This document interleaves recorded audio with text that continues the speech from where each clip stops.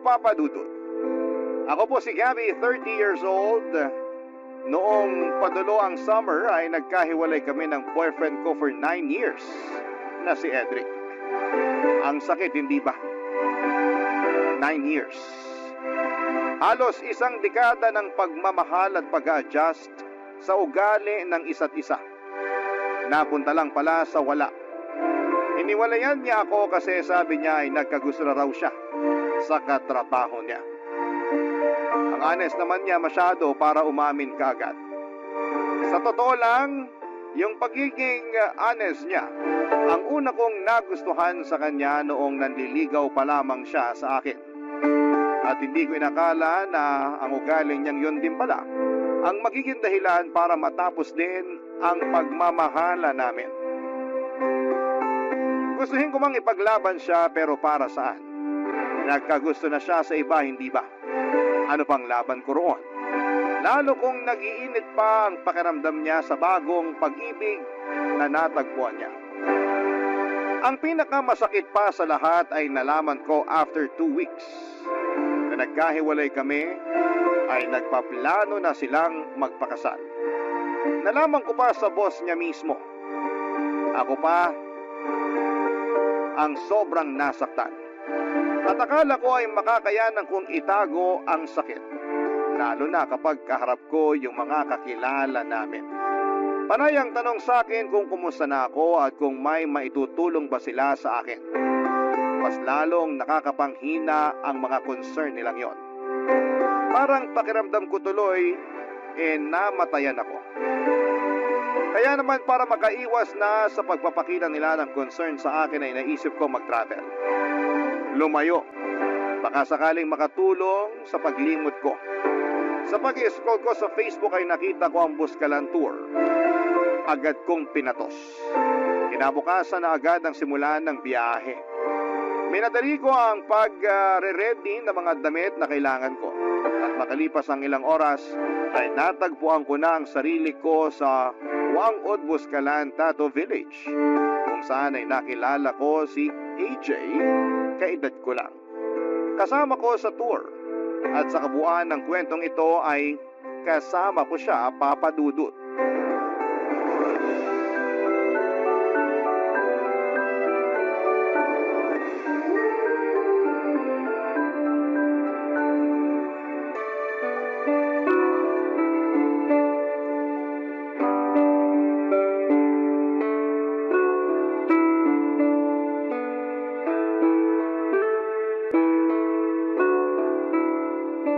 Solo joiner ka rin? Ha? Mag-isa mo lang sa travel group natin? Oo.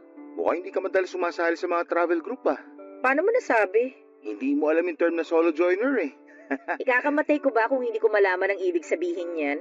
Ang sungit naman. Kaya ka siguro solo. Mukha bang gusto ko makipag-usap sa'yo? AJ nga pala pangalan ko. Parang hindi ka nakinig sa sinabi ko. Nagpakilala pa talaga. Ano pangalan mo? Hindi ka talaga naturuang makinig ng magulang mo, no? Napainggan ko lahat ng sinabi mo. Kaya lang gusto ko makipag-usap sa'yo. Kaya bahaliwala na sa akin ang pagsusuplada mo. Nagsusuplada ako kasi ayoko makipag-usap sa'yo. Mabuburyo ka rito, sige ka. Lahat sila may kasama. Eh, ikaw? Solo joiner din ako, pero kaya ko makisama kahit kanino. Eh di dun ka. Walang nagtatanong. Broken ka, no? Ha? Paano mo naman nalaman? Yan talaga madalas ang tanong ko sa mga solo joiner eh. Kapag usapang broken kasi, sumasagot sila kagad. Parang ikaw, di ba? Huwag mo na nga akong kausapin. Sure ka ba? Kasi mabuburyong ka talaga rito kapag wala kang kausap. Andito lang tayo sa loob ng bahay habang hinihintay natin yung group natin na matatuan ni Wangod. Wala ring signal saka mukhang mabagal yung internet na pinapagamit ng mga host dito. Ikaw din. Paano mo naman nalaman na magpapatato ako kay Wangod? Eh yun naman ang highlight ng Buscalan Tour eh. Ang magpatato sa pinakamatanda at pinakahuling mambabatok. Magpapatato ka rin ba? Uy, nakikipagkwentuhan ka na sa akin ha. Kala ko ba ayaw mong kausapin kita? Ewan ko sa'yo. Uy, joke lang. Bumalik ka na ulit sa pagiging friendly. Please. Hindi naman ako pumunta rito para makipagkaibigan. Alam mo, pag ganyan ang linyahan, kabaliktaran na nangyayari. Mahilig mang surprise ang universe. Ayaw mo ng kaibigan? Boom! Papatalan ka agad ng kaibigan. Malay mo naman, ako na pala ang kaibigan na pinadala ng universe sa'yo, di ba? Ang kampante mo rin sa sarili mo, no? Kampante ako kasi kinakausap mo pa rin naman ako. So, ibig sabihin, medyo nakabukas pa rin ang pinto mo para sa akin. Ay! Total, grupo naman tayo rito, no? Bakit kaya hindi mo subukan makipag-banding na lang sa kanila? Huwag na ako. Settled na ako mag-isa. Okay na ako mag-isa. Kaysa bigla kang sasanayin sa piling nila tapos bigla na lang silang mawawala. Kaya okay na ako mag-isa. Broken ka nga. May nakakatawa ba sa sitwasyon ko? Walang nakakatawa. Pero wala namang masama kung papagaanin natin sa konting tawa, di ba? Wala naman talagang masama kung papagaanin ang problema ng kaunting tawa. Kaya lang dahil sa ginawa ni AJ ay bigla ko na lamang naalala si Edric sa kanya.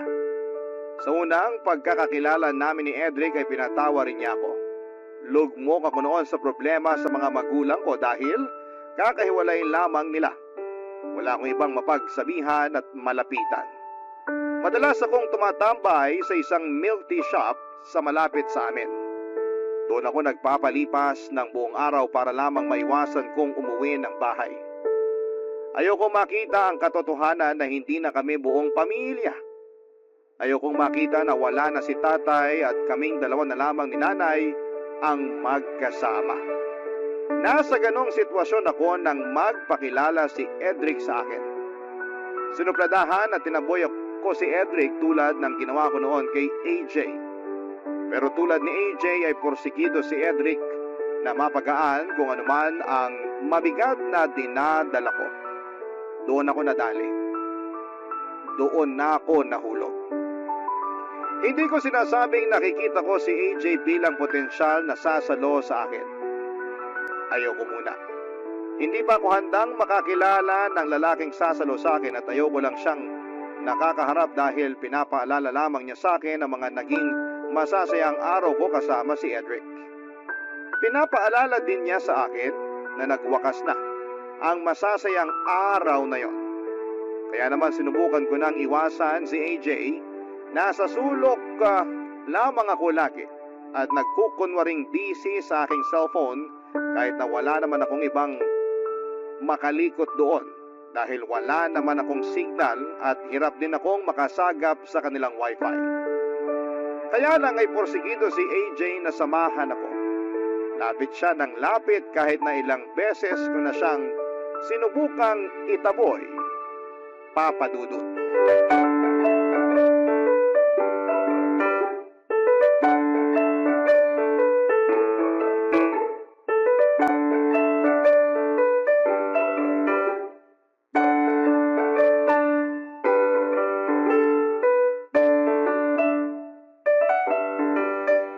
Gabi, Paano mo nalaman ang pangalan ko? chinek ko rin sa listahan ng organizer natin. Hoy, wala kang karapatang gawin yan. Kesa naman kung ano lang itawag ko sa'yo. Gusto mo ba sitsitan na lang kita na parang aso? Ayoko rin naman gawin yun. Last na yan, ha? Pangalan ko lang ang pwede mong malaman sa akin. Sabi mo eh. Huwag kang ang kampante dyan. Pangalan ko lang ang malalaman mo sa akin. Sigurado ako. Ay, may extend tayo ng stay dito sa Buskalan. Ano? Medyo dulong grupo pala tayo.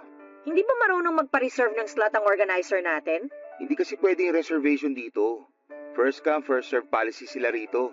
So, itutuloy mo pa ba na magpatato? Baka raw 2 o 3 araw extension natin. Tagal naman. Marami din daw kasi yung ibang mga grupo. Tapos, depende pa yan kung kakayanin ni Wang Od na magtato. Siyempre, may edad na siya. Kailangan maghinay-hinay din. Paano yung mga kasama natin? Gusto pa ba nilang mag-extend? Balita ko ibang kasama natin. Nag-arrange na sila ng Sagada Tour. Kasi hindi na nila mahintay tong kay Wang Od eh. Gusto mo ba sumama na lang din sa kanila? Bakit naman ako sasama sa kanila? Kasi sa Sagada madalas ang puntahan ng mga broken. Hindi rito sa Buskalan. Pala desisyon ka rin, no?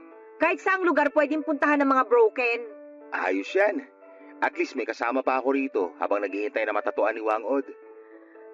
Pag minamalas ka nga naman, oo. Narinig ko yun ha. Bala ko naman talagang iparinig sa'yo. Sana sa mga susunod na araw matunaw na yung kasupladahan mo. Sayang naman tong Buskalan tour mo kung idadaan mo na lang sa pagsimangot. Ikaw lang naman tong sinisimangutan ko. Sa akin, di ka ba naaawa? Sinisira mo ang Buskalan tour ko dahil sa kakasimangot mo sa akin eh. Alam mo, Malawak naman tong tinutuluyan natin eh. Bakit kaya hindi ka rin sa kabilang sulok? At saka huwag mo na akong lapitan dito kung ayaw mong masirang buskalan tour mo. Mapapaamo rin kita. Kahit bumulong ka dyan, naririnig ko pa rin. Pinaparinig ko naman talaga sa'yo. Wala akong balak umamo sa'yo, no? Andito ako para magpatato at hindi para makipagkaibigan sa'yo. Itanong ko lang ha, kaya ka ba magpapatato dahil broken ka? Kasi sabi ng organizer natin kanina, dinadagsa rin daw ito ng mga broken na babae. Gusto magpatato para magkaroon sila ng simbolo ng pag-move on. Pang-flex sa My Day sa Facebook. Wala kang pakialam kung bakit ko naisipang magpatato. Kakaiba yun ha. Usually ang mga babae kapag broken, buhok ang pinupuntirya. Pagupit dito, pakulay doon. Pero sa'yo, tattoo ka agad ang hanap mo. Bakit kaya? Hindi ka pa rin ba titigil? Ito po, titigil na. Ang hirap mo kabanding. Mahirap ka banding ang ayaw makipag-bonding. Sa susunod, malalaman ko rin kung bakit ka broken. Talaga? Ganyan ka kakampante? Pakiramdam ko naman kasi, ikaw yung tipo ng babae na nagsusungit lang kasi sinusubukan mong protektahan yung mga sugat mo. At feeling ko sa mga susunod na araw, medyo matutuyo na ang mga sugat na yan. Doon sigurado ako, mababawasan na ang pagiging masungit mo. Hindi ako nakaimik sa sinabi ni AJ. Hindi naman kasi ako totoong suplada at masungit. Isa ako sa mga maayos makisama. Palakaibigan at palangiti pa.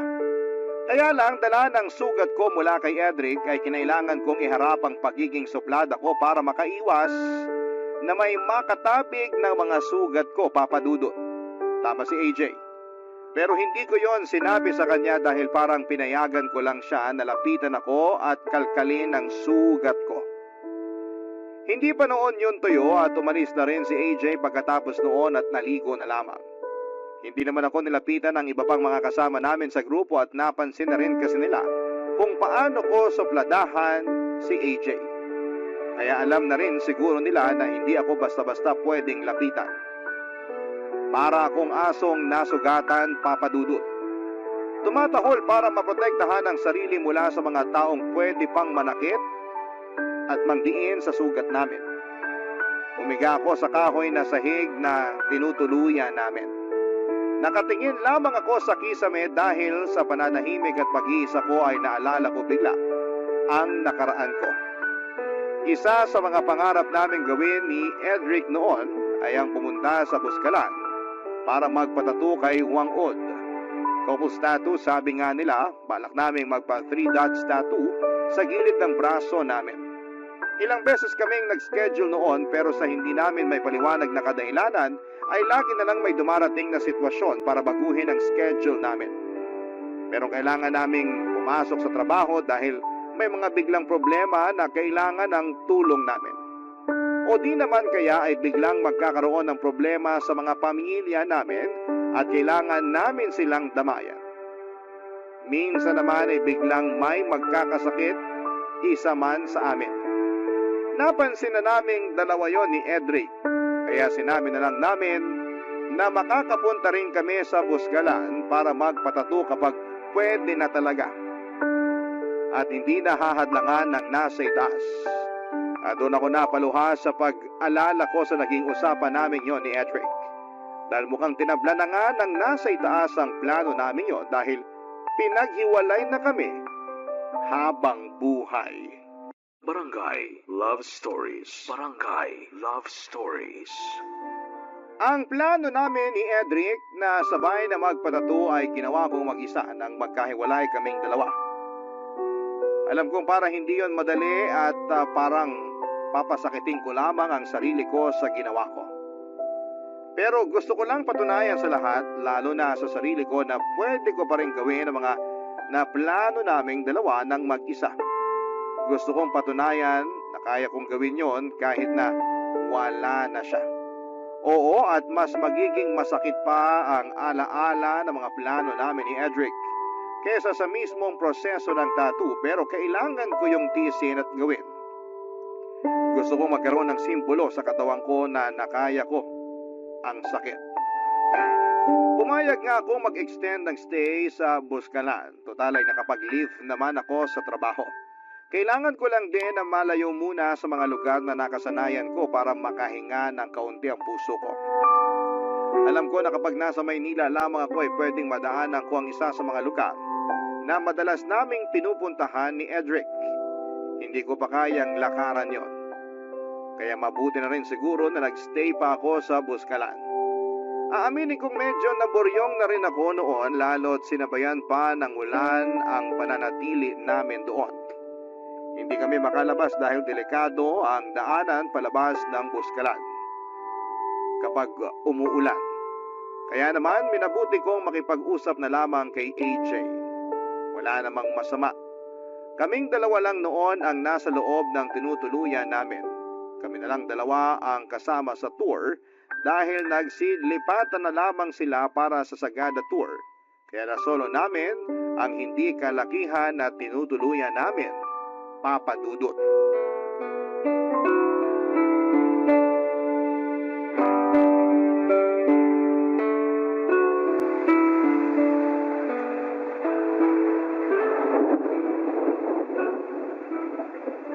Ilan lang pala magtatagal ang kasungitan mo sa akin eh. Bigla akong nabore eh.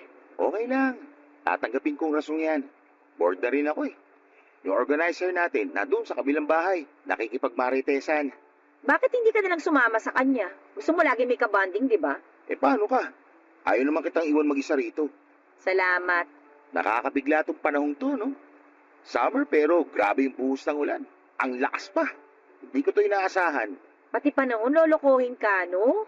Nakakadalawang hugot ka na mula nang dumating ka rito, ha?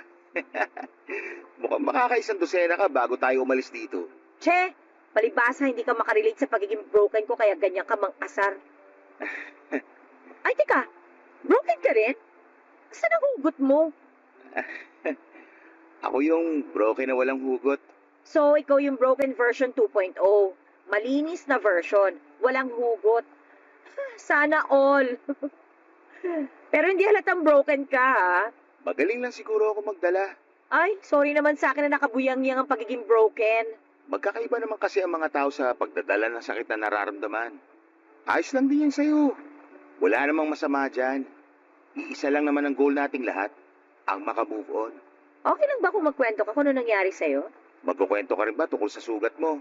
Pwede. Pero ikaw muna. Paano ba ako magsisimula? Pinagpalit ako sa tomboy. Ganda naman ang bungad mo. Yun nga yung totoo. Sa ayon na rin yung summary. Kwento mo ng buo. Matagal-tagal pa tong ulan eh. Tsaka ka na huminto kapag ambon na lang. Chismosa ka rin, ha? Sumama ka na lang kaya ro sa organizer natin. Noong mga nakarang araw gusto mo makipag-bonding sa akin. Tapos ngayon parang tinatabuhin mo na ako. O, sige na nga. May naging girlfriend ako. Single mom siya. 3 yung mga anak niya. Ang hirap pala. Kasi parang inuobliga niya akong sustentuhan yung mga anak niya. Asan daw yung tatay ng mga anak niya? Magkakaiba kasi ng tatay yung 3 anak niya. Hindi na rin daw nagsusustento kasi may mga asawa na. Naawa naman ako sa kanya kaya nag-aabot na rin ako kahit konti. Buti nga nag-aabot ka pa. Hindi lahat gagawin yan. Hindi mo rin naman kasi obligasyon yung mga bata. Pero obligasyon ko mapasaya ko yung ex ko. Kaya tumulong ako sa pagsusustento sa mga anak niya. Yun naman pala eh. Bakit ka pinagpalit sa tomboy? Kasi mas malaki yung pwedeng ibigay ng tomboy. May negosyo tapos galante pa. Nagsusustento ako pero hindi ako galante. Kasi kailangan ko rin mag-abot sa nanay at sa bunso kong kapatid. Kaya hindi masyadong malaki na ibibigay ko doon sa ex ko. Kaya kanya iniwan at pinagpalit. Oo. Sinabi naman niya sa akin yung totoo. Nakipag-iwalay siya ng maayos sa akin. Wala raw sanang personalan. Kailangan lang niyang mabuhay ang mga anak niya. Siyempre, naiintindihan ko yun. Mas kailangan naman talaga niyang unahin ang mga anak niya. Kaya doon siya sa mas practical na relasyon. Parang gano'n na nga. Ayun, pinakawalan ko siya. Kasi wala naman sa akin yung kailangan niya. Sakit magpalaya, no? Hindi ko naman kasi siya pwedeng ikulong sa akin. Alam nga namang ipilit ko i-provide sa kanya yung buhay na gusto niya para sa mga anak niya, eh, hindi ko nga kayang ibigay yun, di ba? Ang mature mo naman pala. Wala lang ako ibang choice. Tara, Anong tara? magkapit tayo. Balita ko, masarap daw ang Buskalan Coffee. G? Papa Dudut, alam ko na yung ginawang pag-iwas ni AJ na dugtungan pa yung usapan tungkol sa ex niya ay paraan lamang niya para hindi na humaba ang usapan namin. Ganon din ako kapag tinatanong ako tungkol kay Edric ay nililihis ko. Masakit kayang ungkatin yung isang bagay na tinatago mo. Lalo kung hindi ka pa handang ilabas at ipakita yon sa iba.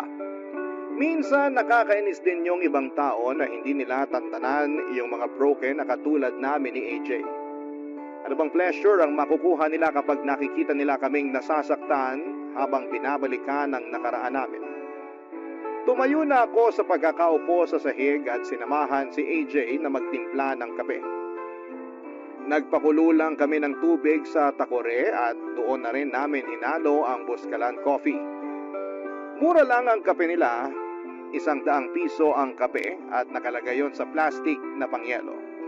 Naaliw ako ang simple lang ng buhay doon sa Buscalan. Pagkatapos na kumulo ng kape sa takore ay kumuha si AJ ng 2 tasa para sa aming dalawa. Gustuhin ko man tulungan siya pero gusto niyang siya na ang umasikaso noon. Kaya pinagmasdan ko na lamang siya habang ginagawa yon. Nasa balkonahe kami noon ang tinutuluyan namin. Humina na ang buhos ng ulan. Hindi na kami napagod sa ulan. Parang maganda pang ang kombinasyon ng ulan at kape na mula sa takore. Naupo kami sa gilid at tanaw namin ang mga kabundukan ng Buscalan. Napakaganda. Maya-maya pa ay naalala ni AJ na meron siyang natirang biskwit sa bag niya. Kinuha niya yon para isabay sa kape namin. Natawa na lamang din ako sa combination ng kape at klase ng biskwit na dala ni AJ, Papa Dudut.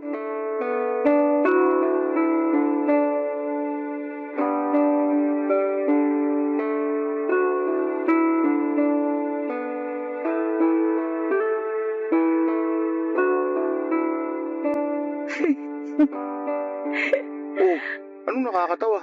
Nagkakape tayo ng barako tapos may biskwit. Oh, tapos? Yung merienda natin, pang last night na eh. Lalo na tong bawon mong biskwit. Ganitong yung mga burol, di ba?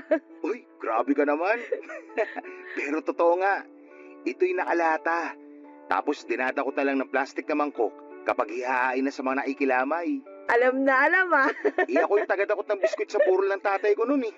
Ay, sorry. Wala na yun, ano ka ba? Saka mula nun, naging paborito ko ng biskwit na to. Kaya lagi akong bumibili ng 1 lata kada buwan. Merenda namin sa bahay. Mahilig din kasi sa biskwit si nanay at bunso. Ah, kaya pala. Okay nga to eh. Sakto yung tamis niya. Hindi nakakaumay. Mapaparami ka ng kain dyan, lalo na kapag sinabay mo pa sa kape. Ang sarap din nitong Buscalan coffee, no? Sakto yung pait. Walang asim kahit napakuluan ko na sobra. Ngayon nga lang ulit ako nagkape eh. Kailan yung uli? 5 years ago na siguro. Nung lamay ng tatay ko. Sorry din. Kaya hindi na ako nagkape ulit. Lalo na pagbara ko. Kasi parang bumabalik yung pagluluksa ko sa tatay ko kapag naamoy ko yung kaping bara ko. Sabi sa nabasa ko, konektado raw kasi ang pang-amoy sa memories natin.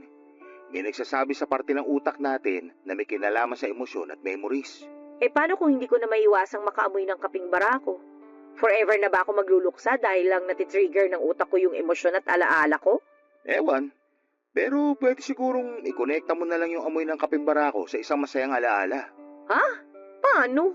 Meron ka bang memory sa kaping barako na masaya? Sa burol din yun ng tatay ko eh. Tanghali nun tapos kami lang. Kami lang nung ex kong si Edric yung nagbabantay. Nagkwentuhan kami. Ano pinagkwentuhan nyo? Malungkot kasi ako nun eh. Siyempre nagluluksa. Nag-worry ako kung paano ko haharapin yung future nang wala yung tatay ko. Kasi ang hirap nun, di ba? Totoo, ang hirap nga nun. Ay, tapos habang nagkakape kami, nagkaroon siya ng gana para pag-usapan yung future. Future namin. First time niyang naglatag sa akin ng mga plano niya para sa future naming dalawa. Parang naamoy ko ngayon yung mismong kaping barako na iniinom namin noon. Ano raw laman ang future na yon? Eh, yun, bibili raw siya ng townhouse namin. Yun muna yung unahin niya bago kami kasal. Para kapag honeymoon na namin, dun daw namin bibinyagan ng townhouse namin. Wala pang anak pero may binyagan na mangyayari. Tapos doon na rin kami bubuo ng pamilya. Lahat daw ng okasyon, doon magaganap sa bahay na yon, hanggang sa lumaki na yung mga anak namin. Para raw pamahaya ng good memories ang bahay na yon kapag tumanda na kami at kaming dalawa na lang ang magkasama sa townhouse. At babalikan namin yung mga alaalang yon habang nagkakape. Yun, pwede na kayang yun na lang yung alaala na ipalit ko para matabunan yung malungkot na alaala ko sa kaping barako? Para rin mabura na yung memory ng pagluluksa ko sa tatay ko kapag nakakaamoy ako nun?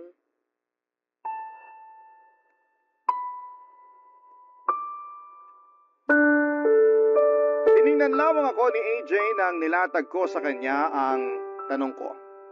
Alam ko namang ako lang din ang makakasagot ng tanong ko. Sapat kaya ang alaala namin yon ni Edric para mabura na ang pagluluksa ko sa tatay ko sa tuwing nakakaamoy ako ng kaping barako? O baka nakakadagdag lamang iyon sa lungkot ko sa tuwing nakakaamoy ako ng kaping barako? Dahil hindi natupad ang future na pinag-usapan naming dalawa ni Edric. Natahimik na lamang kaming pareho ni AJ, naging awkward ang paligid dahil kahit tumawa ko sa dulo ng tanong ko ay amoy na amoy pa rin ni AJ ang kalungkutan ko.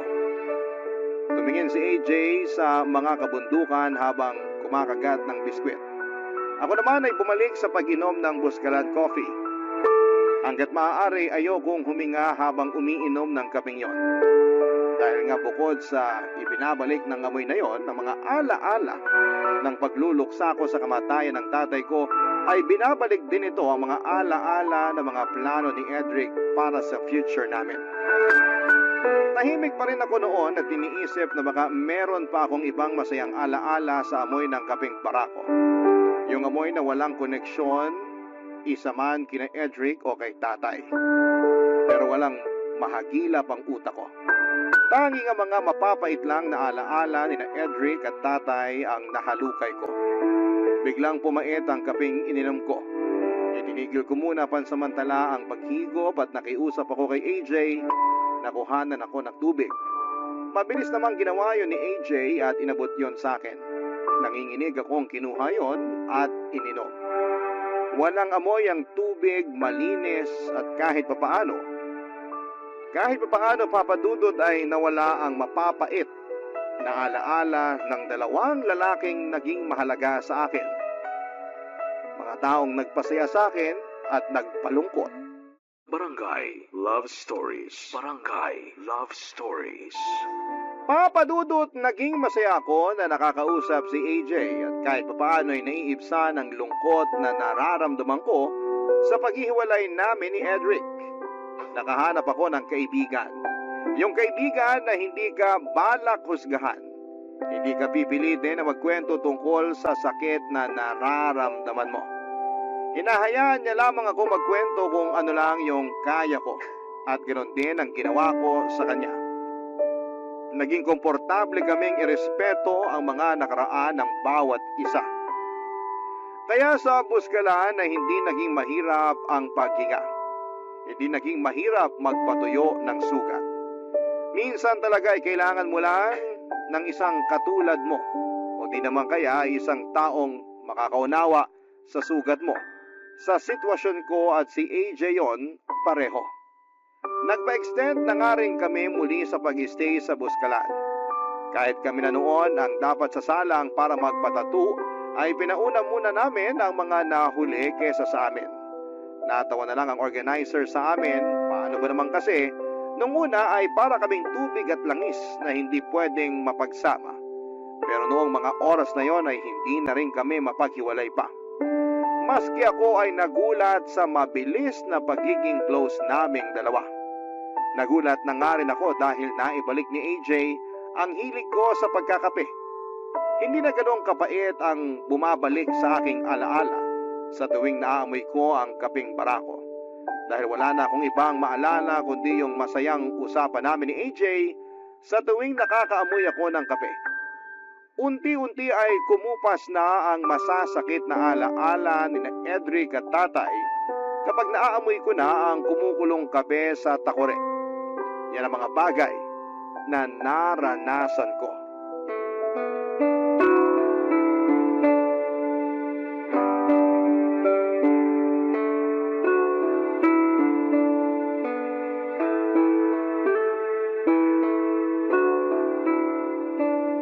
Lamantasan mo na yan Awat na. Kapag ikaw hindi ka nakatulog mamaya. Tubig lang ang katapat niyan para makatulog mamaya. Hayaan mo na nga ako. Ngayon ko nga lang ulit na-enjoy magkape. Salinan mo pa ako ng kape, please. Bahala ka Walang sisiyan kung bigla ka magpalpitate dyan. Daming sinasabi, hindi na lang magsalin. Eto na po. Coffee Princess ng Buskalan. Oh, yan. Salamat. Sana umulan ulit. Hoy, huwag kang ano dyan. Ngayon palang bumibida yung araw, palalayasin mo na kagad. Para kasing ang sarap magkape kapag umuulan. Naaalala ko na naman yung mga kwentuhan natin nung nakaraan. Tapos, sumasabay pa yung ulan. Ang ganda rin kapag makulimlim yung kalangitan. Ngayon ko palang na-appreciate yun Maganda kasi itong lugar natin Kapag sa Manila to, nako, ang hirap i-appreciate. Pag-usapang ulan tapos nasa Manila ka, bahagad ang maiisip mo, walang palya. Correct. Parang ang bilis maging honest at seryoso sa usapan kapag sumasabay yung ulan, no? Tapos palalakasin pa ng kape yung loob mo, no? Gabi, Oh, ano yun? kahit hindi umuulan, kaya mo maging honest at seryoso? Susubukan namin ang kape ko. Ano ba yun? Alam ko, broken ka pa. Pero, naisip mo na ba kung ano yung ideal na next relationship mo? Kahit nung hindi pa ako broken, meron na talaga akong ideal na relationship sa utak ko. Ano? Gusto ko talaga yung pwede kaming maging honest sa isa't isa. Ayokong napapaisip ako lagi kung nagsasabi ba ng totoo yung partner ko o hindi. Baka dyan napapasok yung trust. Oy, true yan. Papunta rin dyan sa trust yung ideal relationship ko Yung kaya ko talagang magtiwala kahit nasaan siya o kahit sino pa yung kasama niya. Marami pa rin ibang tao na pwede mapagkatiwalaan. Yan nga yung problema ko ngayon Bakit? Alam ko hindi ko pa nakukwento sa iyo yung nangyaring relasyon ko kay Edric pero malaking tiwala kasi yung nawala Pwedeng magpapayaw ka sa nangyari? Kung okay lang Siguro sabihin na lang natin na dahil sa ginawa ni Edric sa akin, mahihirapan ng next na makakarelasyon ko na ibalik yung tiwala ko sa relasyon. Kahit yung tiwala ko sa sarili ko na makakahandle pa ako ng relasyon, para kasing parang nawala na rin. Hindi ko kasi alam kung kaya ko pang pagkatiwalaan yung sarili ko na sumugal ulit sa susunod Kasi paano kung maulit na naman, 'di ba? Masira na naman yung tiwala ko. Parang hindi ko na yata kaya. Kota na ako sa nangyari sa amin ni Edric. In fairness, Anong in fairness? kinaya pa rin ng kape na gawin kang honest at seryoso. Isang tasa pa? Ay sige, isa pa nga. Alam na agad ni AJ na kapag bumibigat na ang loob ko, magko-commercial break na agad kami at ililiko na ang usapan doon sa magaan. Yun ang isang bagay na kinatuwa ko kay AJ. Alam niya kung kailan naabante sa akin at alam niya kung kailan hihinto. Kaya niya talagang irespeto ang boundaries ko. Nakakatuwa lang na isipin na merong isang tao na kahit na ilang araw mo palang nakikilala, ay mas maayos na ang trato sa iyo kumpara sa mga taong matagal na sa buhay mo. Nagpalit kami ng pinag-uusapan na pagkwentuhan na lang namin ang mga nadaanan naming lugar bago kami umakyat ng Buskalan. Naging magang muli ang usapan kasabay ng manamis-namis na Buskalan coffee. Masaya naging Buskalan experience ko pero lahat ay may hangganan. Sumapit na kami sa dulo ng pila. Kami na lang ang hinihintay para magawa na namin ang original plan namin. Ang magpatato sa pinakamatanda at huling mambabato, kay Apo Wangud. Nakapila na kami noon sa likuran ng isang grupo. Marami sila, pasulyap-sulyap lamang kami kay Wangud. Ang ganda niyang pagmasdan. Ang kalmado habang nagpapatato siya sa mga bisita. Siguro inaabot lang ng 5 minuto kada 3 dots na pagtatato ni Wangud. Kasama rin niya ang grandniece niyang si Grace, ang kanyang protege. Ang ganda nilang pagmasdan noon habang nagtatato sa mga bumibisita sa kanila sa Buskalan. Habang inihintay namin na magtato, ay nagkwentuhan pa kaming muli ni AJ, pangtanggal lang ng kaba. Yun kasi ang unang tattoo naming dalawa, Papa Dudut.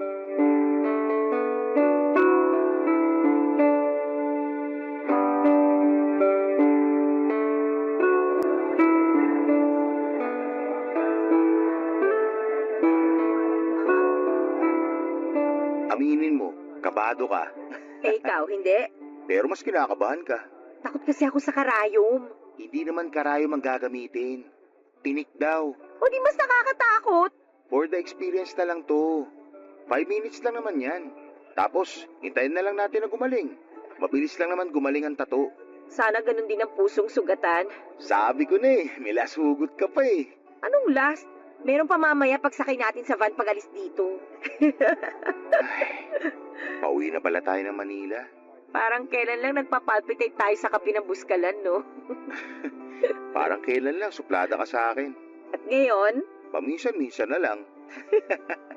dadamihan kong pagsusuplad ako sa isa van. Lalo kapag medyo masakit na itong magiging tattoo sa akin. Alam mo, wala na masasakit pa sa niloko.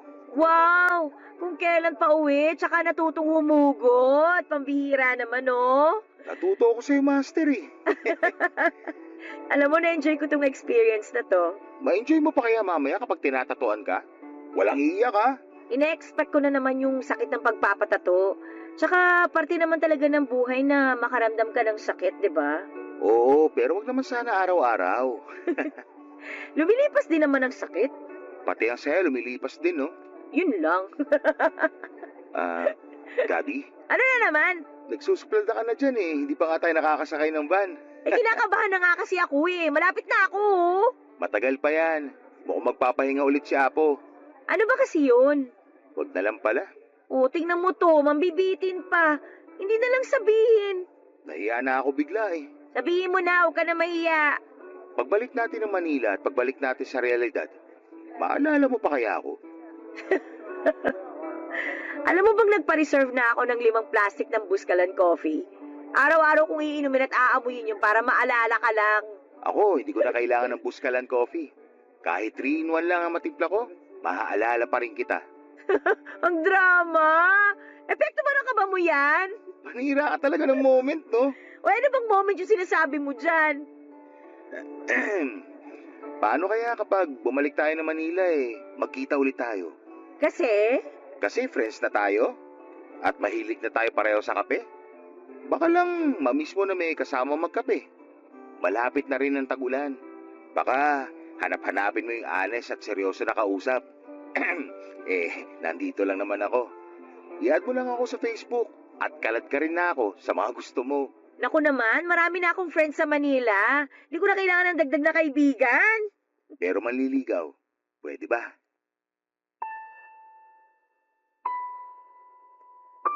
Nasa likuran ko si AJ noon habang nakapila kami.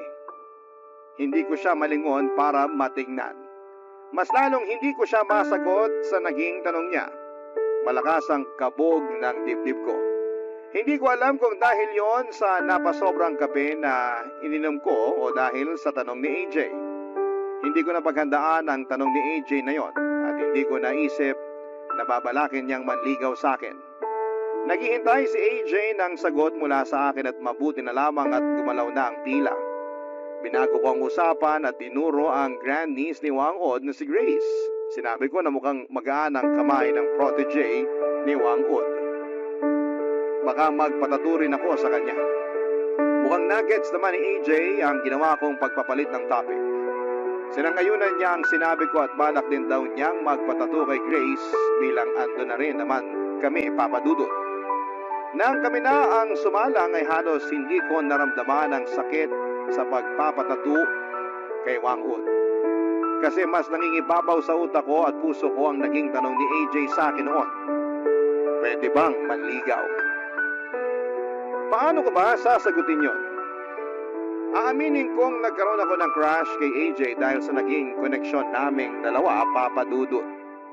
Pero paano kung dala lamang yon ang lungkot na nararamdaman ko sa hiwalayan namin ni Edric?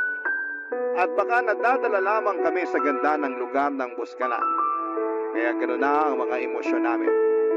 Nakabalik na kaming pareho sa Manila at hindi ko pa rin ina-accept ang friend request niya.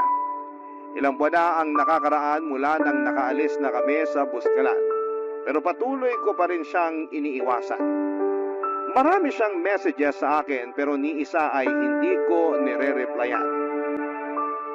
Takot ako. Wala pa akong tiwala sa sarili ko na makakayanan kong magpapasok muli ng ibang tao sa puso ko. Kayo ba? Anong masasabi ninyo? Sana ay matulungan ninyo ako at maraming salamat po.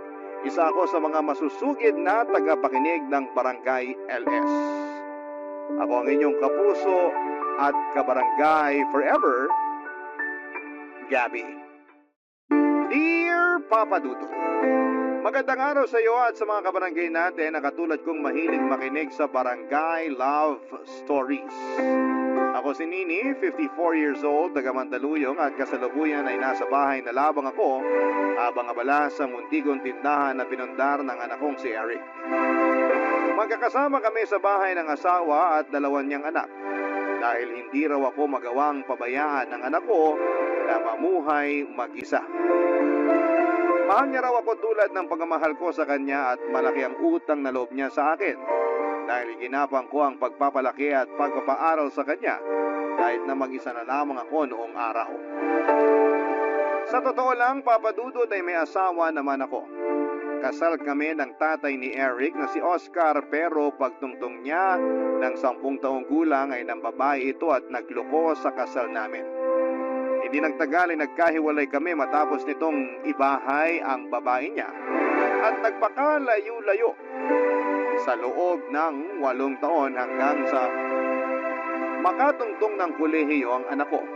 Ay ako ang naghahanap buhay at tumayong nanay at tatay para sa kanya. Marami akong trabaho na pinasok noong araw tulad na lamang ng pagtitindera, paglalaba, katulong sa bahay. Ang panghuli ay ang ginawa kong trabaho ay naging janitress sa isang pribadong kumpanya dito sa Quezon City.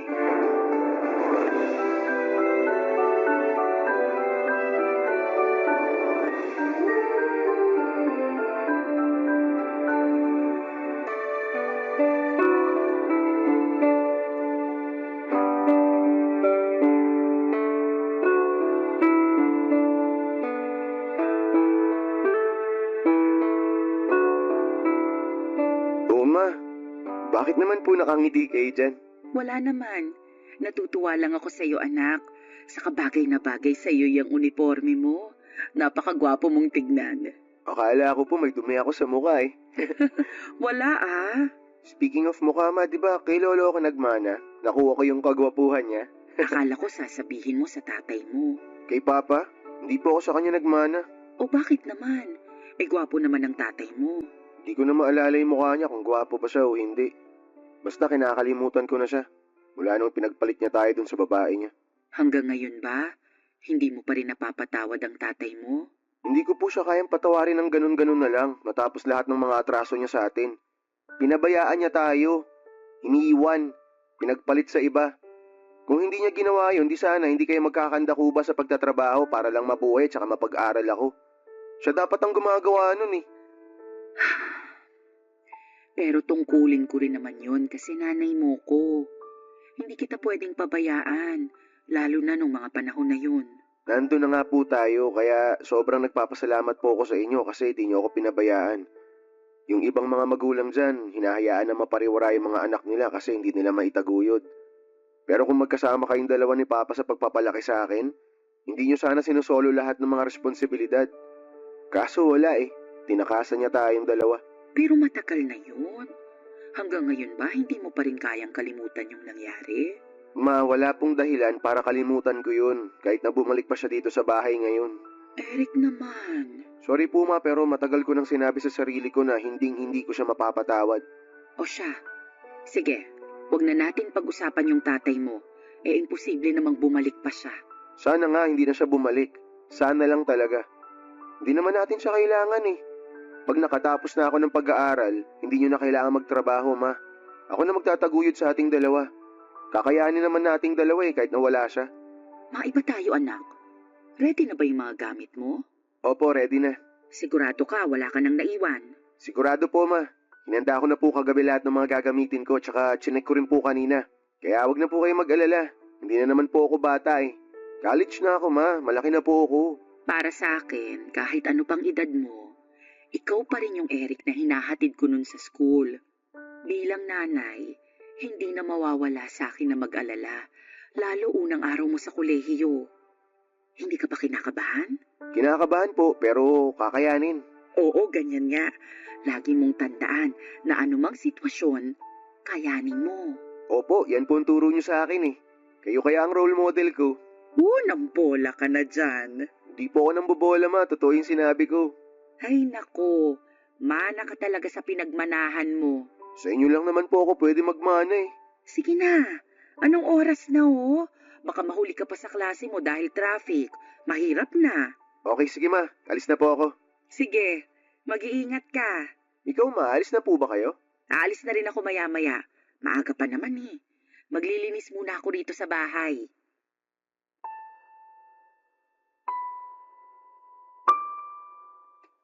Papa Dudut, hindi ko masisisi ang anak ko kung galit siya sa tatay niya dahil na rin sa ginawa nito sa amin.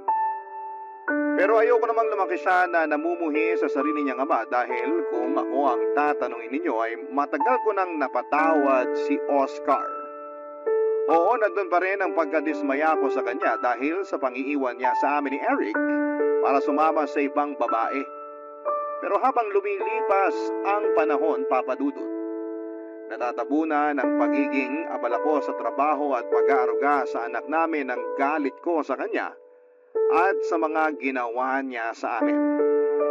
Bukod doon ay aaminin ko na malaki talaga ang pagpapahalaga ko sa kasal. Sagrado kong ituring ko yon, kaya nga kahit na ilang beses na sa aking sinabi noon ni Eric na ikinakahiya niyang dalhin ang apelyido ng tatay niya ay wala na lang akong imik.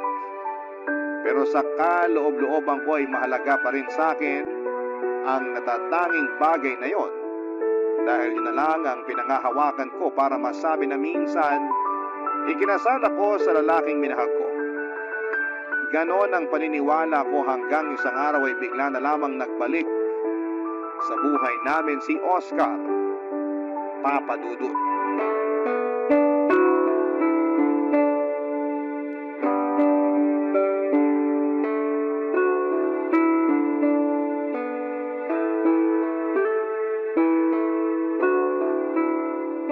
Kuha mo pa nga ako ng kanin doon, Nini. Grabe gutom ko sa biyahe. Ay sige, sandali. Kukuha pa kita.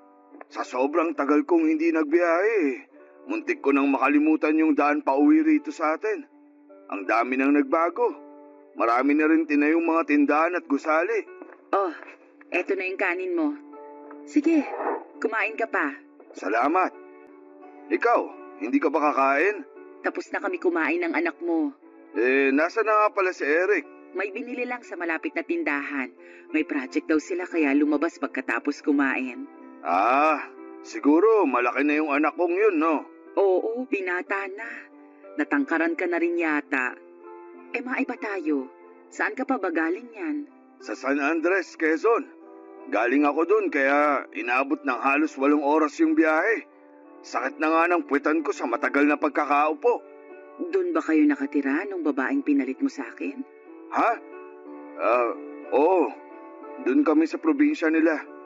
Hirap din ang buhay doon. Ibang-iba sa nakasanayan ko rito sa syudad. Bakit ka pa bumalik dito sa atin?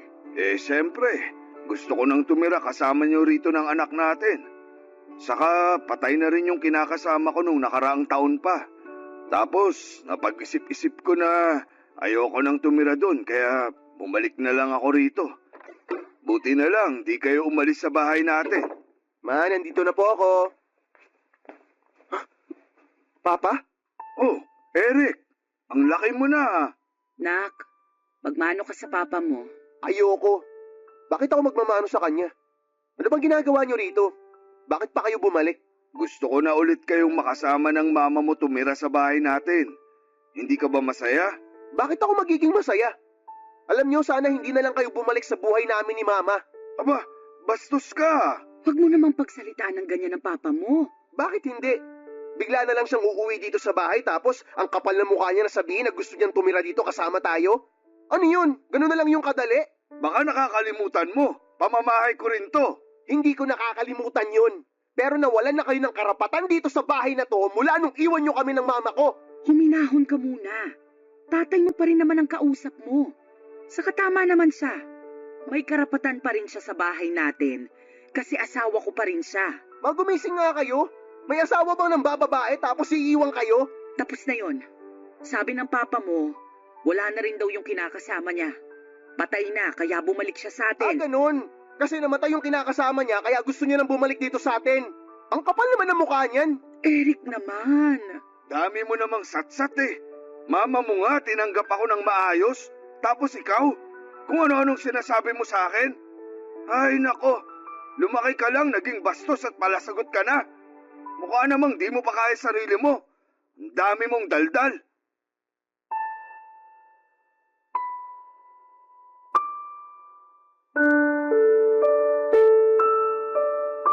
Papadudot kahit na masaya ako sa pagbabalik ng mister ko. Malungkot pa rin ako dahil hindi natuwa si Eric sa pagkikita nila ng kanyang tatay. Akala ko pa naman pagkalipas ng mahabang panahon ay magbabago na ang pakikitungo niya sa tatay niya sakaling magkita silang muli, Papadudot. Pero nagkamali ako dahil noong ko lang nakita ang mas matinding galit sa mga mata at reaksyon ni Eric. Hindi ko naman siya masisisi pero umaasa pa rin ako ng mga panahon na yon na sana'y mapatawad pa rin niya ang tatay niya, lalo na kailangan kami ni Oscar. 3 araw makalipas tumira ulit si Oscar sa bahay at inamin niyang may dinaramdam siya sa tagiliran niya. Naisip kong ipakonsulta siya sa doktor at doon namin nalaman na may malubha siyang sakit. At dahil nga patay na ang kinakasama niya ay wala nang mag-aalaga sa kanya, kundi ako na lamang na lehitimong asawa niya ng mga panahong yon. Papadudot. Barangay Love Stories. Barangay Love Stories. Papadudot katulad ng sinumpaan namin sa altar noong kinasal kami ni Oscar. Magsasama kami sa hirap at ginhawa, sa lungkot at ligaya, sa sakit at sa kalusugan. Alam ko na pagsubok lang ng Panginoon sa amin ang paghihiwalay namin noong araw, pero sa huli ay pagkalipas ng mahabang panahon ay pinagbuklod pa rin kami ng Diyos upang magkasama ni Oscar. Alam ko na ako na lang ang maasahan niya ng mga panahong yon. Kaya naman nangako ako sa sarili ko na hindi ko siya bibiguin. Sa kabilang banda ay ayaw pa rin ng anak ko na tumira sa bahay namin ang tatay niya, pero wala pa rin siyang nagawa dahil ako pa rin ang masusunod sa aming dalawa. Kaya nga nanatili si Oscar sa bahay at tinuring ko siya bilang asawa. Mas nanaig sa akin ang awa at habag sa kanya ng mga panahong yon dahil sa kondisyon niya. Nung pina-check up namin si Oscar ay nakumpirma namin na meron siyang chronic kidney disease at kailangan na niyang magdialysis. Ako lang ang nag-asikaso kay Oscar kaya hindi rin maiwasan na mapagod ako, lalo na at nagtatrabaho din ako. At yon ang bagay na napansin ni Eric nang minsan niya akong kumustahin pagkatapos naming maghapunan.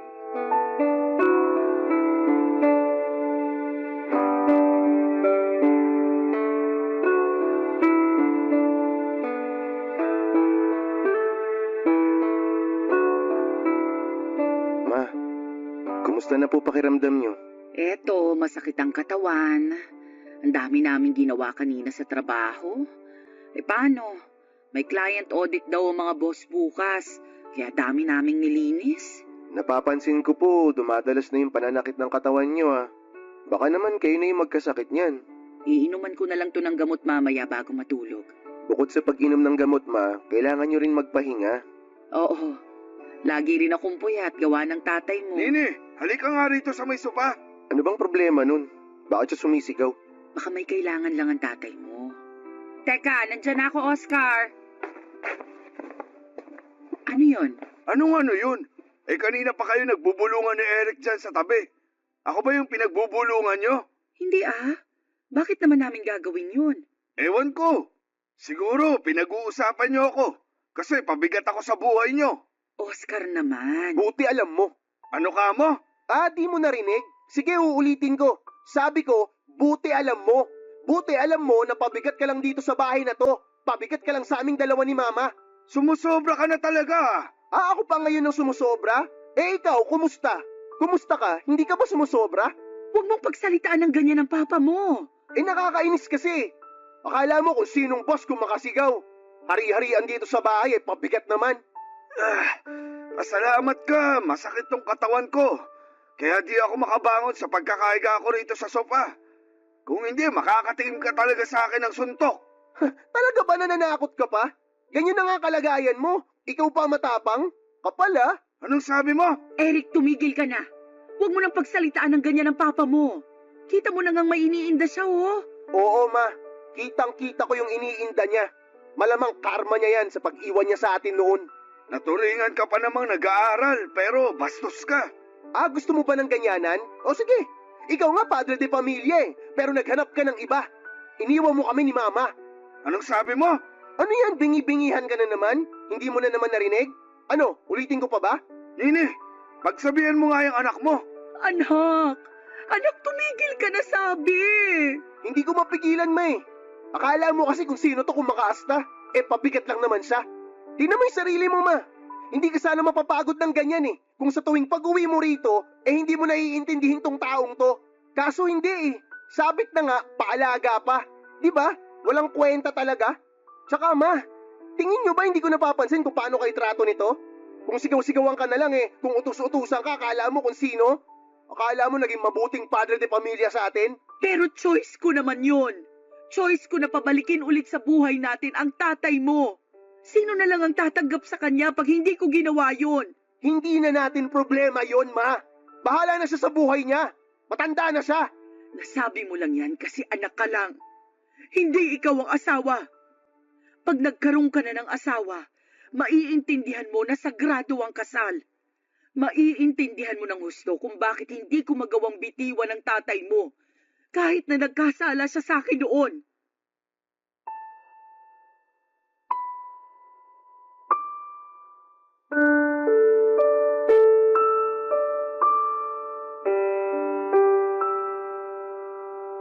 Papadudot nung hindi pa kami nagkakahiwalay ni Oscar ay may ugali na talaga siya na mabilis magalit o mapikon sa mga bagay-bagay. Naisip ko na baka mas lumala lang yon sa mga gamot na pumapasok sa katawan niya. Pero hindi ginatuwa ng anak namin ang trato sa akin ni Oscar dahil para kay Eric, hinahamak ako ng tatay niya sa loob pa mismo ng pamamahay namin. At dahil nga overprotective siya sa akin kaya nagawa niyang sagot-sagutin si Oscar noong minsan niya itong narinig na inuutos-utusan ako. Sa kabilang banda, nagalit pa rin ako at pinagsabihan ko pa rin si Eric. Para sa akin ay mali pa rin na sagutin niya ng pabalang ang tatay niya dahil ama niya pa rin ito. Si Oscar pa rin ang nagbigay ng buhay sa kanya kaya nga may bahagi sa puso ko na dismayado sa sarili kong anak dahil hindi ko naman siya pinalaking bastos at hambog. Hindi lang yun ang unang insidente na halos magpang-abot sila ng tatay niya.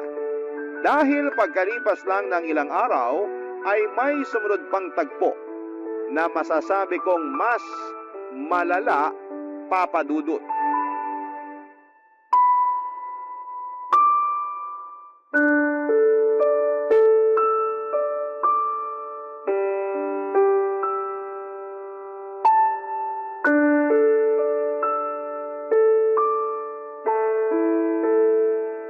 Eric! Eric! Halika nga rito sa sala. Dalian mo. Ay, bakit ba? Anong bakit ba?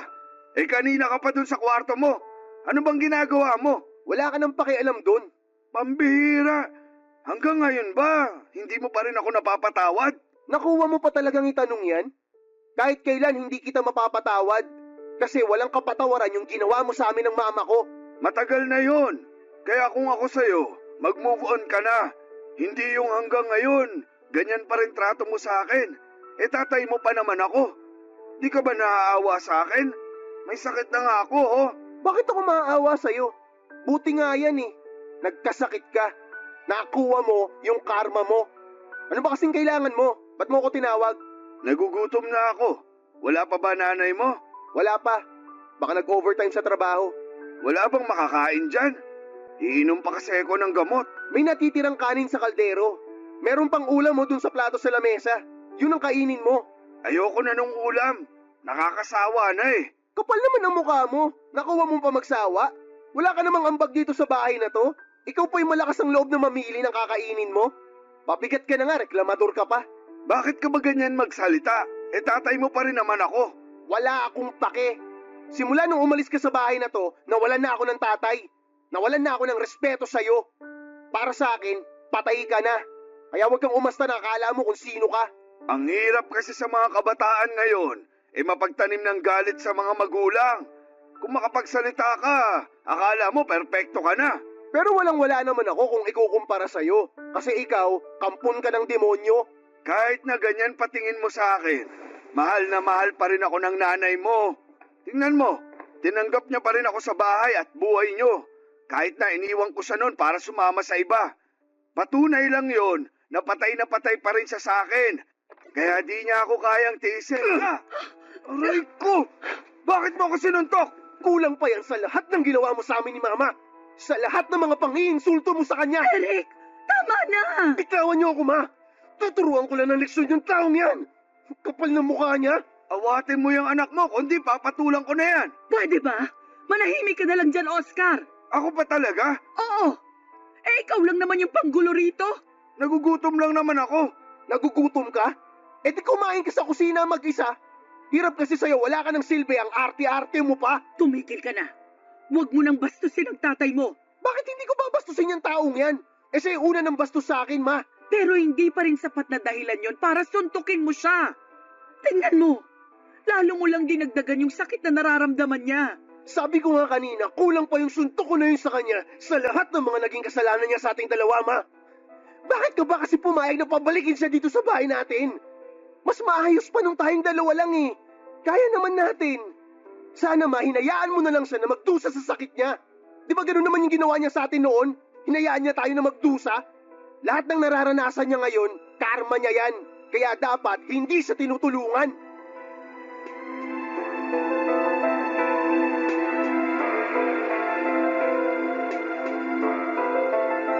Papadudot yun ang unang beses na nasagot ako ng husto ni Eric, kaya naman galit na galit ako sa kanya. Magalang kasing bata at marespeto ang anak ko, kaya gano'n na lamang ang gulat ko dahil parang sa loob lamang ng maiksing panahon ay nagbago na siya. Siguro yung malaki talagang impluwensya ng pagkamuhi niya sa tatay niya para mawalan na siya ng respeto sa akin na nanay niya. Bukod doon ay masama rin ang loob ko sa kanya dahil sa panununtok niya kay Oscar. Ilang araw din kaming hindi nag-imikan ni Eric, pero sa huli ginausap ko siya, tumingi siya ng tawad sa akin dahil sa mga nasabi niya. Nagsorry din ako sa kanya at pinilit ko siyang patawarin na rin ang tatay niya. Pero hindi ganoon kadali yon dahil hindi raw deserve ni Oscar ang kapatawaran niya.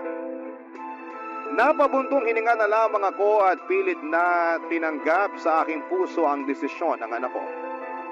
Doon ko nga naisip na habang walang magulang ang makakatiis sa anak, ay merong mga anak na kayang tiisin ang mga magulang nila. Papa Dudut. Barangay Love Stories. Barangay Love Stories. Papa Dudut, mabilis na lumipas ang 3 taon. At sa loob ng panahong yon ay nagkayod kalabaw ako sa pagtatrabaho para masustentuhan ang pagdadialysis ni Oscar. Walang-wala rin kasi siya ng mga panahong yon at ako lamang ang maasahan niya na tutulong sa pagpapagamot niya. Pero kahit anong pagsisikap ko sa trabaho ay kinakapos pa rin kami. Kaya naman inilapit ko na si Oscar sa lokal na gobyerno at iba pang pribadong institusyon para makatulong sa pagpapadialysis niya. Nagbenta na rin po ako ng mga personal naming gamit para makadagdag sa ipon ko. Noong nagkapuhunan ako ay nagtinda ako ng mga merienda na inaalok ko sa mga katrabaho ko. Ginawa ko yon kasabay ng pagtatrabaho bilang janitress. Kahit na mahirap ay wala akong hindi kakayanin para madugtungan pa ang buhay ng asawa ko. Kaya lang dahil nga mas madalas pa rin kaming masait, pati ang inipon kong pera para sa pag-aaral ni Eric ay nagastos ko na. Papa Dudut.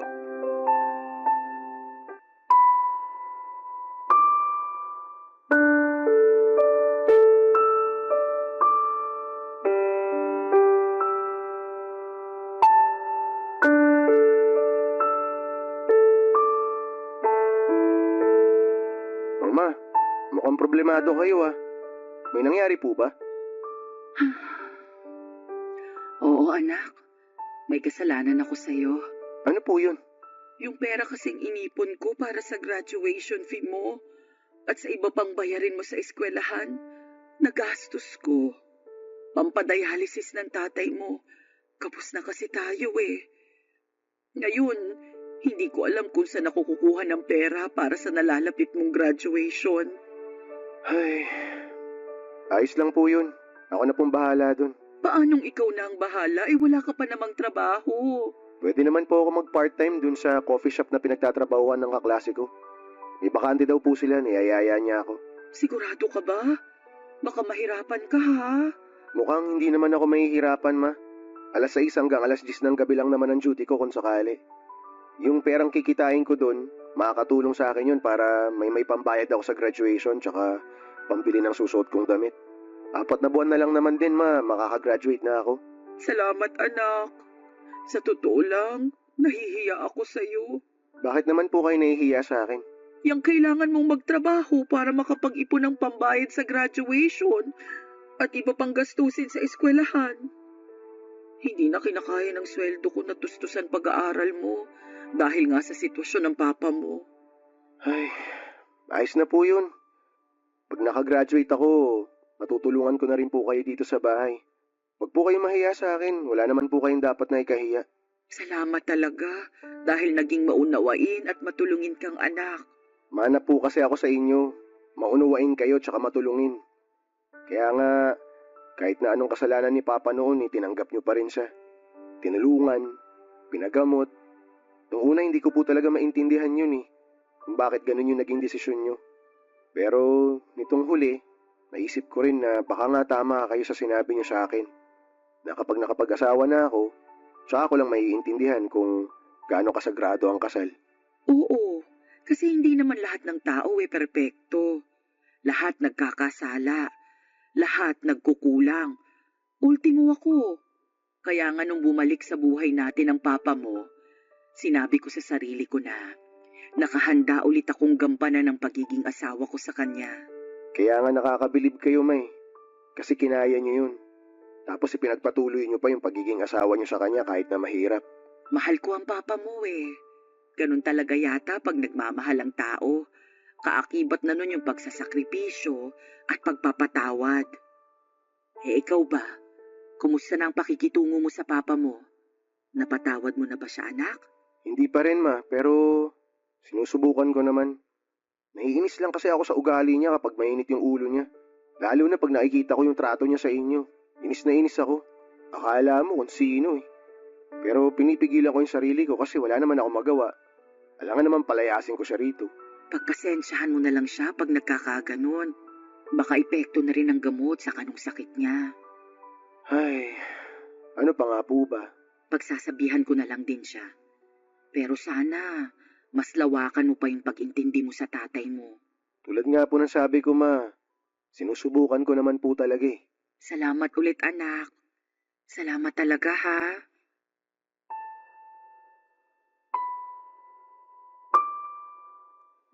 Papadudot nagsisi ako ng gusto nang ma-realize kong pati ang pera na nakalaan sa pag-aaral ng anak ko ay nagastos ko kay Oscar.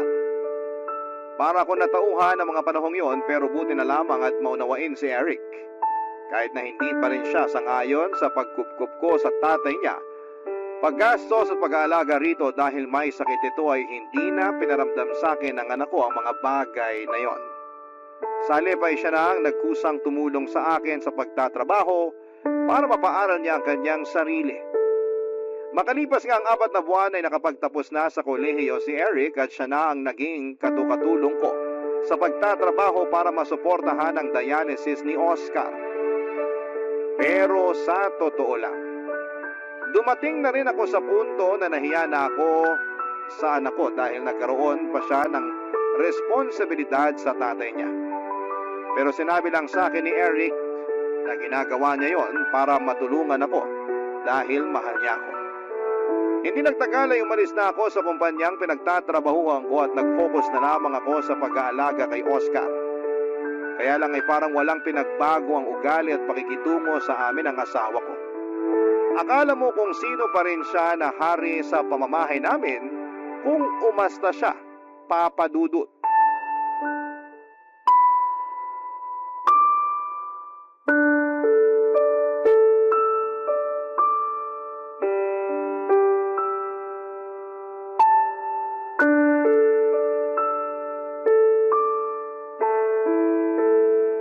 Nini! Nini! Ano ba?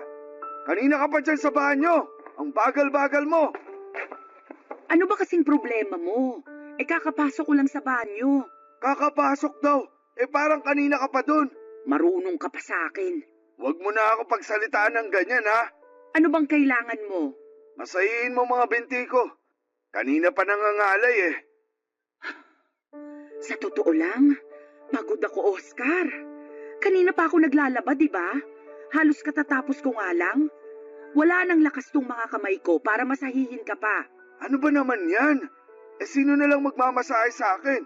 Bakit hindi mo bigyan ng pabor ang sarili mo at masahihin mo yung mga binti mo? Ikaw gumagawa nun. Bakit mo ipapasa sa akin? Hindi ba halata? Pagod ako, Oscar. Ang hirap sa'yo. Yung sitwasyon mo lang laging dapat mahalaga. Paano naman ako? Baka nakakalimutan mo. Tao lang din ako. Napapagod. Huwag mo nga akong dramahan ng ganyan. Nakakarindi ka Saka ano pa't umalis ka sa trabaho mo para tutukan yung pag-aalaga sa akin kung hindi mo lang din pala magagawa ng maayos? Yan lang ba ang tingin mo sa akin, Oscar? Katulong mo? Tagapag-alaga mo? Kung oo, aba, kawawa naman pala ako. Bakit ka naman magiging kawawa? Asawa mo ko. Asawa na nagkasala sa kasal natin noong araw dahil ng babae ka't iniwan mo kami ng anak mo. Asawa na bumalik sa buhay namin matapos magkasakit at nagpaalaga. Pero ni minsan, hindi nagpasalamat o tumanaw ng utang na loob. Alam mo, sumusobra ka na Nakakapagod ka na. Hindi ka na ba talaga magbabago? Ewan ko sa'yo kung ano-anong pinagsasasabi mo. Bakit? Nasasaktan ka? Alam mo, gusto ko na lang tuloy maniwala sa anak natin na sana hindi na lang kita tinanggap pabalik sa buhay namin. Hindi naman kita nakikitaan ng pagbabago Hindi ka marunong magpakumbaba. Ikaw pa talaga yung laging galit. Dapat sa sitwasyon mong yan, nagsisisi ka na sa mga kasalanan mo. Hindi yung ikaw pa talaga yung matapang, otosero, at akala mo kung sino. Alam mo naman na hindi ko kontrolado yung nararamdaman ko, di ba? Hindi ko lang din mapigilang mainis at magalit sa sitwasyon ko. Kasi nga, sa dinami-rami ng tao, bakit ako pa yung magkakasakit ng ganito? Siguro nga, tama si Eric. Karma ko na to dahil sa pangiiwan ko sa inyo noon. Pero, huwag mo namang hayaang malugmok yung sarili mo. Pagtuunan mo ang paggaling mo. Hindi yung minsan, pahirapan ka pang painumin ng gamot, tapos hindi mo pa sinusunod yung sinabi ng doktor mo sa kung ano lang ang pwede mong kainin. Hindi ko lang mapigilan. Naaaburido ako. Wala akong magawa sa buhay ko dahil sa sakit na to. Ang daming limitasyon, ang daming bawal. Kaya gusto mo nalang mamatay, ganon. Hindi naman sa ganon. Ganon na rin yun. Hindi mo man lang kami naisip ng anak mo? Lalo na ako. Imbis na ayusin mo yung sarili mo, kahit man lang para sa akin, hindi mo magawa. Paano na lang pag nagkasakit din ako? Paano na lang kita maaalagaan? Pasensya ka na talaga. Kilala mo naman ugali ko, di ba? Ang hirap sa'yo. Kahit na ganyan na ang sitwasyon mo, hindi mo pa rin maibaba yung pride mo. Hindi ka pa rin talaga nagbabago. Kung ako sa'yo, ayusin mo na yung ugali mo bago pa ako magsawa sa pag-aalaga sa'yo. Hindi sa lahat ng pagkakataon, maiintindihan kita. Nauubos din ako, Oscar. Napapagod din ako.